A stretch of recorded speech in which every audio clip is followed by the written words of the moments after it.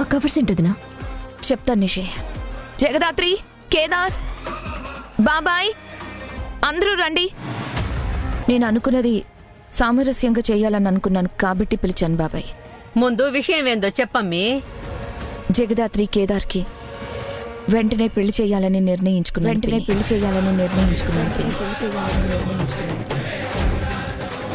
ఎవరు ఒప్పుకున్నా ఒప్పుకోకపోయినా 2 రోజుల్లో జగదాత్రి కేదార్ల పెళ్లి మనందరి ఆశీస్సులతో జరుగుతుంది పిన్ని. నువ్వు అనుకున్నట్టు ఈ పెళ్లి చేయగలవేమో గాని మా ఆశీస్సులు మాత్రం వీళ్ళకుండవు.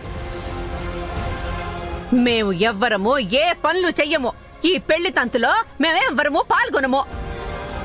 ఒంటరిగా ఒక్కదానివే ఈ పెళ్లి పనులు ఎట్టా చేస్తావో, ఎలా చేపిస్తావో మేం కూడా చూస్తాము. ఇంతమందిని బాధపెట్టి మేం పెళ్లి చేసుకున్నా ఏం ఉపయోగం? యువరాజ్ జైలు నుంచి బయటకు రాకముందే మీ ఇద్దరికి పెళ్లి జరిగిపోవాలి.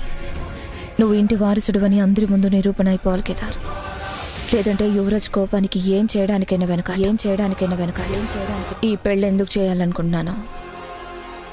చెయ్యకపోతే వాళ్ళు ఎక్కడికి వెళ్తారో ఏం చేస్తారో మీకు తెలుసు కదా బాబాయ్.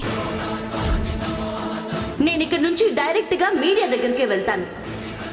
వాళ్ళే డిసైడ్ చేస్తారు కేదార్ మీ బాబాయ్ కొడుకో కాదు.